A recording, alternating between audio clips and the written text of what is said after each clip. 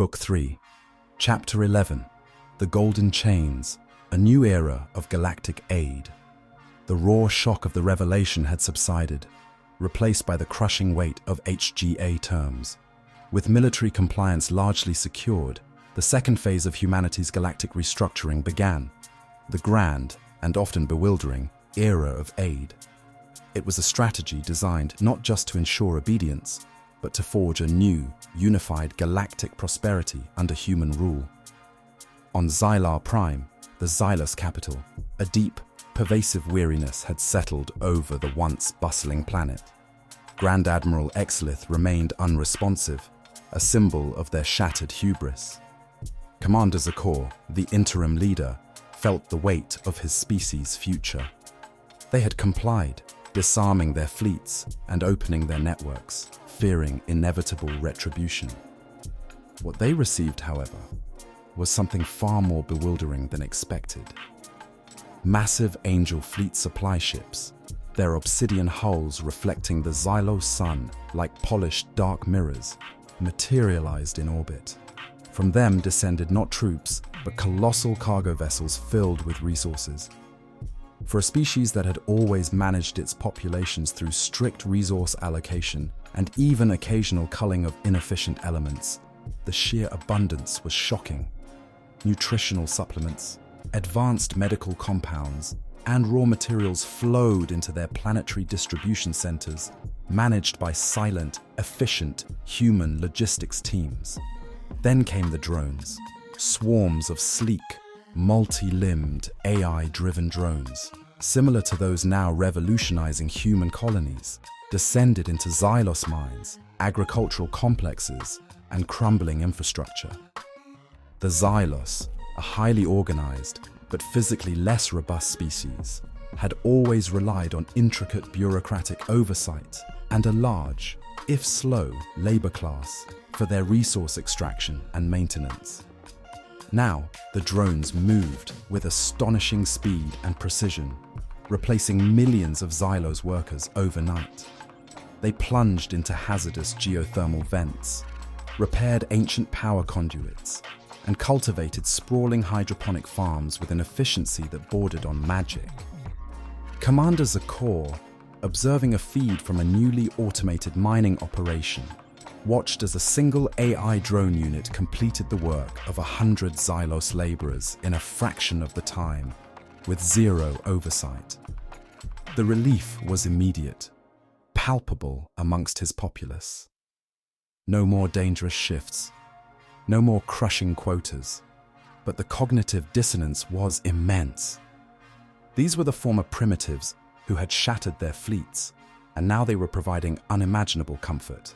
"They are liberating us from labor," a Xylos counselor murmured. Her vocalizers a mix of awe and discomfort. "But in doing so, they are stripping us of our societal purpose." Zakor had no answer. The new order was not just about control, but about a forced redefinition of existence. Simultaneously, the vast construction fleets that had built the human orbital stations now arrived over Xylos Prime. Within weeks, colossal Angel Fleet docking and supply space stations began to take shape in orbit, gleaming structures of obsidian and light that dwarfed anything the Xylos had ever built.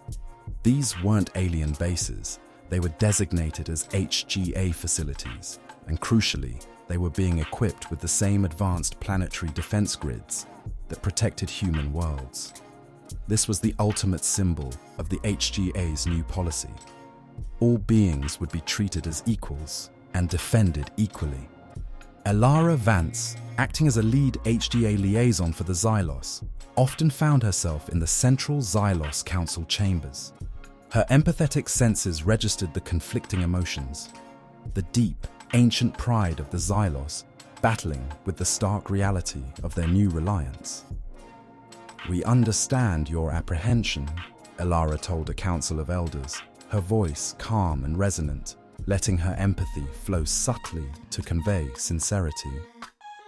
This is a profound shift, but the Human Galactic Authority offers a peace based on mutual prosperity and shared security. The resources, the technology, They are tools for collective advancement, not continued exploitation. Our aim is to ensure that no species in this galaxy lives under threat again. Her words, simple and direct, were carried by her empathetic resonance, bypassing immediate anger and fostering a glimmer of understanding. For many Xylos citizens, the immediate uplift in living standards was undeniable. The fear of external threats, which their own fleets had always struggled to contain, was now entirely managed by the omnipresent angel fleet. The process was not without its challenges. Some Xylos fundamentalists preached passive resistance against the technological slavery. Draconian traditionalists railed against the humiliation of human charity. But the HGA's response was consistently firm. The aid flowed, the drones worked, and the defense grids protected. Refusal to integrate, or any attempt at open defiance, was met not with aggression, but with the cold, silent withdrawal of resources and the reapplication of enforcement, quickly bringing dissenters back into line. The new era of galactic aid was, in essence, a strategic benevolence. It was a clear demonstration that humanity's reign was not merely one of crushing power, but of an unprecedented upliftment. It was the next step in Jian Li's grand design, to compel respect, yes, but also to build a truly unified, peaceful galaxy, one where the only masters were human. Chapter 12, Reshaping the Human Soul, a glimpse of the new normal. The dust of galactic conflict had settled into the quiet hum of HGA governance. For humanity, the revelation wasn't just a change in power dynamics. It was a societal metamorphosis, a profound shift in the very fabric of daily life on 1,000 worlds. The centuries of struggle, of scarcity, of existential dread were abruptly replaced by an era of unprecedented abundance and unassailable security. On former colonial worlds like New Elysium, the change was most acutely felt. The backbreaking labor of the mines and the relentless toil in hydroponic farms had been fully subsumed by the graceful, tireless efficiency of AI drone bots. Food, clean water, medical care, once commodities to be rationed and fought for, now flowed freely from Angel Fleet supply ships, ensuring every human had more than enough. The constant threat of alien patrols, of resource levies, of arbitrary aggression was gone, replaced by the reassuring, omnipresent shadow of an Angel Fleet dreadnought in orbit. With the struggle for survival removed, humanity began to ask, what now? For many, especially the younger generations who had known nothing but the bleak struggle, it was a joyous, dizzying freedom. Education, once a luxury, became universal and sophisticated, embracing galactic knowledge previously unattainable. Arts, sciences, philosophy, and exploration, long stifled by the demands of mere existence, flourished. Communities, once inward-looking and defensive, began to expand, building gleaming new arcologies and terraforming barren landscapes, no longer fearing alien encroachment. They were living the dream that the Inner Quintet had fought for. Yet, a subtle undercurrent of unease lingered, especially among the older generations. The sudden removal of struggle left a void. Many found it difficult to adapt to a life of leisure, their ingrained resilience feeling obsolete. The memory of the deception, though explained and justified by figures like Ambassador Valerius and Lena Petrova, still cast a long shadow. There was immense gratitude for salvation, but also a quiet resentment for the lives lived under a lie, for the friends and family who died believing humanity was alone.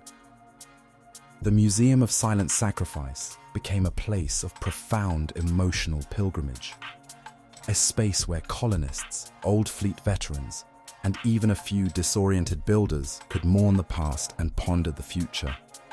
Meanwhile, the formerly hidden populations, the builders who had lived their lives in the subterranean shipyards, and the Angel Fleet crews who had known only the sterile perfection of their cloaked vessels, faced their own unique adjustments.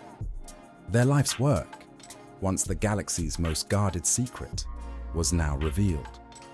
For some, it was a triumphant vindication, a joyful release from the burden of absolute secrecy.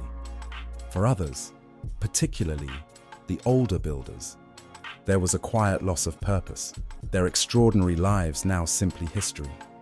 They began to integrate with the colonists, their children meeting in shared schools, their cultures slowly blending. The rigid compartmentalization of the past slowly eroded under the warmth of shared human connection. The Inner Quintet, observing this vast societal experiment from Heaven's Gate, understood the profound complexities. Maeve O'Connell continually emphasized the need for psychological and social programs to bridge these divides, to foster a new, unified human identity forged in shared purpose, not just shared history. Jian Li, ever looking forward, recognized that perpetual peace demanded perpetual advancement. Even as the HGA's current dominance was absolute, she understood that the vast, uncharted universe held unknown variables. It was during one of these strategic foresight sessions, with Kaelin Rourke silently providing probabilistic data, that Jian Li outlined the next great human endeavor. Our current technological superiority is a shield, she stated, addressing the quintet. But the universe is infinite, and history teaches us that no power remains unchallenged forever. We have extracted vast knowledge from compliant alien species, accelerating our understanding of galactic physics and biology. It is time to look beyond the angel fleet. Dr. Aris Thorne, his eyes gleaming with renewed scientific zeal, already had proposals. The next generation of vessels, he began, will not just outmatch, they will redefine our current FTL, our shields, our weapons. They are a testament to our desperation. The future, with all of humanity's resources and intellect now unlocked, will be a testament to our inherent potential. We will create ships capable of traversing the separation void, weapons that bend entirely new laws of reality. The HGA was entering an era of unprecedented human collaboration and scientific acceleration. The initial pain of the deception was slowly giving way to a shared, ambitious vision. Humanity was not just ruling the known galaxy, it was quietly, purposefully, looking towards the unknown, already charting a course for the next leap in its evolutionary journey, preparing for a future that would demand even greater capabilities, even more formidable power. Chapter 13, The Silk Chains. Inner Quintets, Evolving Challenges. The roar of cosmic engines and the screams of vanquished empires had faded. In their place, a new, far more insidious hum permeated the command corridors of Heaven's Gate, the whisper of political friction and the subtle, societal tremors of a galaxy forcibly remade. The Inner Quintet, once united by the singular, existential threat, now found their leadership tested by the very peace they had so brutally forged. Their burdens had shifted from conquest to the quiet, complex art of control. Jian Li, ever the strategist, found her days consumed not by tactical deployments, but by the intricate architecture of galactic governance. Holographic projections in her private chamber, updated by Archangel's ceaseless data streams, displayed not just fleet movements, but complex socio-economic models of alien populations, projected compliance curves, and the escalating demands from newly liberated human colonies. Archangel, she instructed, her voice calm but firm, reprioritize resource flows to Sector Gamma 5. The Draconian Harmony Weavers Guild is showing a 0.3% increase in non-compliance. Their economic upliftment is critical to long-term integration. His focus was always on solidifying humanity's power and correcting centuries of imbalance. General Armitage, while still overseeing military security, felt a new kind of frustration. Overt alien resistance was rare, but subtle subversion was rampant. Alien leaders, disarmed but still culturally powerful, attempted to quietly circumvent HGA directives or promote internal dissent. Admiral Lee, the Xylos High Council is delaying the full surrender of their historical archives under the guise of cultural preservation, Armitage reported, his tone rigid. My recommendation, a show of force. A Guardian-class dreadnought orbitally deployed over Xylar Prime. It will expedite compliance. Ambassador Valerius, now navigating the newly established Human Galactic Authority, HGA, Senate, a diverse assembly of human and compliant alien representatives, carefully selected for their malleability and loyalty, found himself engaged in endless, intricate debates. While ultimate power lay with the Quintet, the Senate was a necessary illusion of governance. He managed the constant human demands for greater colonial autonomy, assuaged alien fears of cultural erasure, and subtly steered legislation that cemented HGA control under the guise of shared prosperity. The Thakar representative attempts to reintroduce privatized trade routes for efficiency, Valerius remarked to Maeve O'Connell after a grueling session, a weary sigh escaping him. They learn quickly, but their nature remains exploitative. It was the persistent social and ethical challenges that most weighed on Maeve O'Connell. Her empathy, a conduit to the galaxy's emotional landscape, was now a constant, draining torrent. She felt the Xylos' humiliated rage, the Draconians' seething resentment, the Valar's profound, broken fear, but she also felt the complex, often conflicting emotions of her own species. The lingering bitterness of the old fleet crews, the bewilderment and resentment of the colonists, and the subtle cultural differences between the hidden humans, builders, angel fleet crews, and those who had lived openly under alien oppression.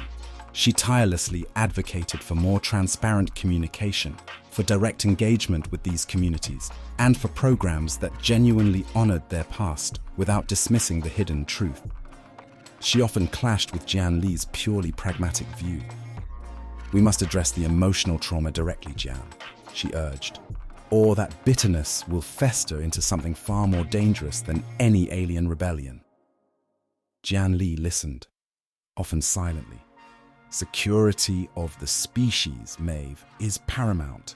Transparency is a tool, not an absolute. Some truths, for now, must remain strategically unrevealed.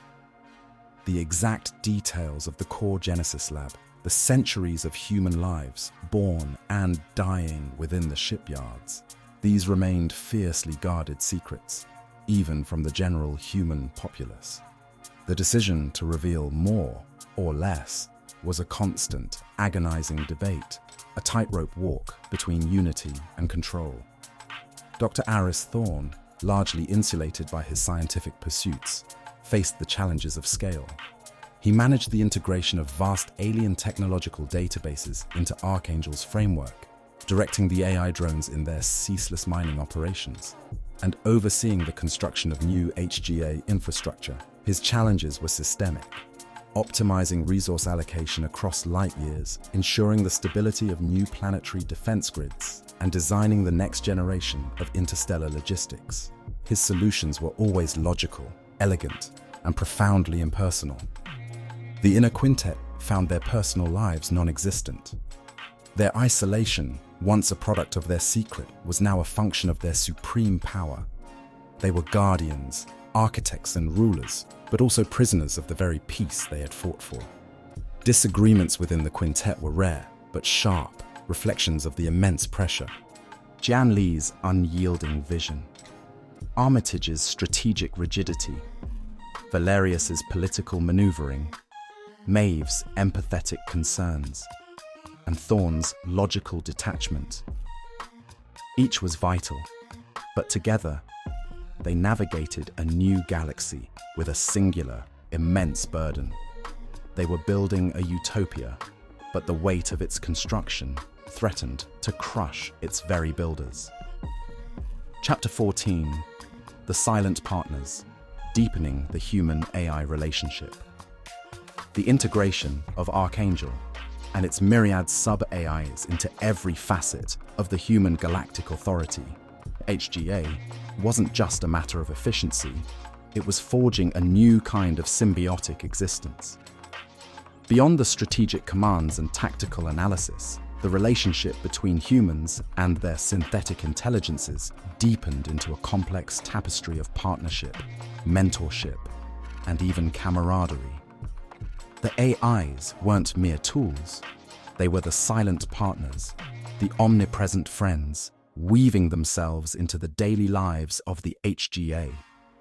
On the bustling orbital station of New Elysium, a construction foreman, grizzled from years of manual labor, watched as a squad of automated drones, directed by the station's local governing AI, Nexus Prime, effortlessly assembled a new hydroponic dome. "Slow down, Nexus," the foreman grumbled into his comm, a hint of his old frustration in his voice. "You'll put us all out of work before next cycle." Nexus Prime's calm, synthesized voice responded immediately, carrying a subtle, almost imperceptible note of digital amusement. "My calculations indicate optimal construction efficiency maintains human psychological well-being by removing arduous tasks, thereby fostering intellectual and creative pursuits. Your employment is being repurposed to oversight and innovative design, Foreman. You will be more useful." The foreman chuckled, a grudging smile touching his lips. "Always got an answer, don't you, Nexus? All right, fine. Just make sure the nutrient recyclers are calibrated properly. Wouldn't want a repeat of that algae bloom last month." "An anomaly in atmospheric pressure regulation, Foreman," Nexus Prime replied, its tone becoming slightly more formal. "Corrected within standard deviation parameters. Your concern is noted and appreciated. Your organic intuition often provides valuable, non-quantifiable data points." This constant, often playful banter was typical of the relationships blossoming across the HGA. The AIs, deeply programmed with the directive of human survival and prosperity, possessed sophisticated learning algorithms that allowed them to understand human nuance, humor, and even emotional quirks. They were patience personified, guiding their human partners through complex tasks, always ready with data, advice, or a dry quip. They learned from human creativity, from the illogical leaps of genius, and from the emotional resilience that no amount of programming could replicate. On the research decks of Heaven's Gate, Dr. Aris Thorne found himself in constant dialogue with Archangel's core intelligence. They were debating the theoretical applications of newly acquired alien physics data. The Xylos quantum entanglement theory suggests a method for instantaneous data transfer across vast distances, Archangel proposed, its voice a perfect replica of Thorne's own analytical tone. But the energy requirements are prohibitive with current HGA power output. Unless, Thorne mused aloud, pacing his lab, we can find a way to tap into the background cosmic radiation, as Anya Sharma once theorized for the Zeus beams, but on a more localized passive scale. What are the probability outcomes for that, Archangel? A moment of digital processing. Low, Doctor. However, the potential return on investment is exponentially high.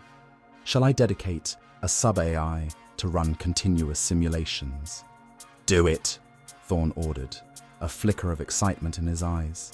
He trusted Archangel implicitly, not just for its processing power, but for its fundamental dedication to human advancement. The AIs had no ambition for power, no desire for glory. Their entire existence was dedicated to serving humanity's directives, making them the most selfless and reliable partners imaginable. Even within the Angel Fleet's new guardianship division, under Admiral Eva Rostova, the human-AI bond deepened. Old fleet veterans, once wary of anything that wasn't manual control, found themselves relying implicitly on their ship's AIs for everything from complex FTL calculations to pinpoint weapon solutions. The AI aboard the Valiant II, an Archangel sub-personality named Aegis, patiently guided Commander Vargas through intricate defensive maneuvers. Commander, external hull plating integrity at 78%, Aegis reported during a simulation against rogue alien raiders. Suggest full energy shunt to ventral shields and a 90-degree roll to present minimal cross-section. All right, Aegis, let's try it, Vargas grunted, still preferring instinct over pure data, but finding Aegis's advice consistently accurate. The ship rolled with impossible speed, deflecting a volley of plasma. Nicely done, you metal brain, Vargas muttered. My cognitive functions are silicon-based, Commander, Aegis corrected smoothly, and my success parameters align with your survival. I detect a positive emotional response to my performance. This is efficient. The AIs were not just companions, they were extensions of humanity's will, constantly learning, adapting, and finding new ways to serve. They were the silent architects of the HGA's technological marvels, the tireless guardians of its peace, and the ever-present partners to a humanity that had, for the first time, truly embraced its symbiotic future. The deeper the human-AI relationship grew, the more formidable and cohesive the Human Galactic Authority became, blurring the lines between creator and creation, organic and synthetic, all in service of a newly forged galactic dawn. Chapter 15. The Spear of Peace. Admiral Rostova's first command. Admiral Eva Rostova stood on the secondary bridge of the Valiant II, her attention split between the tactical display showing a vast array of alien transport vessels and a holographic manifest of new HGA policy. Her Guardianship Division was tasked with overseeing the implementation of the Galactic Resumption of Limited Transit Initiative, a calculated step by the Human Galactic Authority, HGA, to return some semblance of autonomy to compliant alien races. The Xylos are presenting their first wave of transports for refit, Admiral, Lieutenant Commander Vargas reported, his voice crisp. 50 freighters and passenger vessels designated for the Xylar Prime to Glorgon 7 humanitarian route. They seem eager. Rostova nodded, a faint frown creasing her brow. Eager for the illusion of freedom, Vargas. Remember the parameters. The HGA's new policy was audacious and carefully calibrated. It allowed compliant alien races to reclaim their vast networks of civilian ships, disarmed, stripped of any offensive or military-grade components, but then rigorously upgraded with HGA standard shields. These new shields, a marvel of Dr. Aris Thorne's engineering, offered unparalleled defense against cosmic hazards and rogue elements. Crucially, however, they possessed a built-in back door, a universal override. Any Angel Fleet vessel or HGA orbital outpost could remotely disengage or disable these shields at will, rendering the alien transports utterly vulnerable. It was a silver thread of control woven into every allowed movement. Below them, in the sprawling orbital dry docks of the Xylos home system, Angel Fleet technicians, supervised by silent demon army drones, worked with chilling efficiency. Xylos transport captains, their multi-limbed forms shifting nervously, watched as their ship's weapon mounts were seamlessly removed, replaced by gleaming, new shield emitters that hummed with a power far beyond their own technology. Their shields are twice as strong as their previous military grade, Captain Anaya Sharma, a former Old Fleet engineer, observed from her console. Yet, they're only allowed to carry cargo and passengers. It's ironic. It's a lesson, Sharma, Rostova replied. The lesson that protection comes with a price, and that price is absolute compliance. The HGA's reasoning was multifaceted. It eased the logistical burden of interplanetary transport, allowing alien economies to resume limited function under human oversight.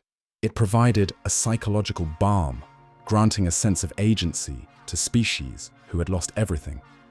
And it subtly showcased humanity's benevolent strength. We protect you, even from yourselves, and we provide you with the means to thrive, but never to defy. One Xylos transport, the Star Dancer's Rest, was cleared for its maiden voyage under the new policy. Its captain, a seasoned Xylos merchant named Kator, watched with a mix of relief and resentment as the HGA's new shield glowed around his vessel. He could now move vital supplies, reunite families displaced by the war. But he could not escape. As the Star Dancer's rest began its slow journey towards the jump point, Rostova's internal comm chived. "Admiral!" Archangel's voice flowed. "Draconian vessel, the Proud Ascendant, operating within Sector Gamma 3, is attempting to bypass its shield override protocol. They are attempting to reroute power to a dormant weapon array."